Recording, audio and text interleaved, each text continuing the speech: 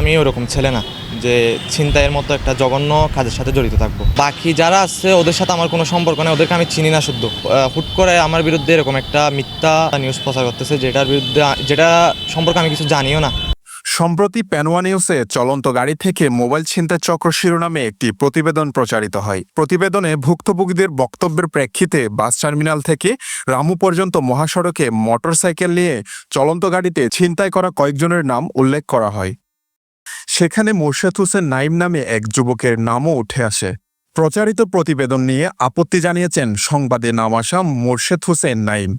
তার দাবি, ছিনতাই চক্রের সাথে তিনি জড়িত নন। মূলত তিনি একজন শিক্ষার্থী, সম্প্রতি এসএসসি পরীক্ষা দিয়েছেন। উদ্দেশ্যমূলকভাবে কোনো পক্ষ তার নামে সাংবাদিকদের ভুল তথ্য দিয়েছেন বলে দাবি করেন তিনি। এই প্রতিবেদনের প্রতিবাদ জানিয়ে নিজের অবস্থান স্পষ্ট করেন নাইম। আমি মোর্শেদ হোসেন নাইম। কে বা কারা সাংবাদিক ভাইদেরকে আমার বিরুদ্ধে মিথ্যা অভিযোগ দিয়েছে আমি জানি না। আমি সারাদিন পড়ালেখা নিয়ে ব্যস্ত থাকি। তাছাড়া আমি ওরকম ছেলে না যে ছিনতাইয়ের মতো একটা জঘন্য কাজের সাথে জড়িত থাকবো। আলহামদুলিল্লাহ আমার পরিবার অত্যন্ত সচ্ছল। আমার এরকম জঘন্য কাজ করার কোনো প্রশ্নই আসে না। এলাকার মানুষ, এলাকায় আপনি খোঁজ নিয়ে দেখতে পারেন আমার বিরুদ্ধে কোনো এরকম পূর্ব কোনো ঘটনা রেকর্ড নাই যে আমার বিরুদ্ধে কোনো মানুষে এরকম খারাপ কিছু বলবে। বাকি যারা আছে ওদের সাথে আমার কোনো সম্পর্ক নেই, ওদেরকে আমি চিনি না শুদ্ধ। অবশ্যই মিথ্যা তথ্য দিচ্ছে, যেটা আমার মনে হচ্ছে যে আমার এলাকার মধ্যে কেউ দিচ্ছে। কারণ আমাদের ফ্যামিলিতে অনেক এরকম শত্রু এখন তৈরি হয়েছে, যারা আমাদের পরিবারকে আমাদের পরিবারের মান সম্মান হানি করার জন্য এখন এরকম করতেছে আর কি।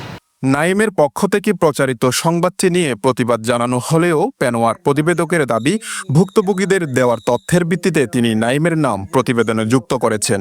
এছাড়া এলাকার প্রায় মানুষ গোপনে তাদের ছিনতাই চক্র নিয়ে বিভিন্ন তথ্য দেন প্রতিবেদকের কাছে, যেখানে নাইমের সম্পৃক্ততার তথ্য পাওয়া যায়।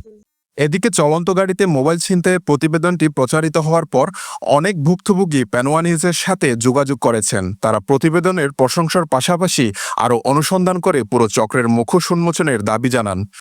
News desk, Penowa.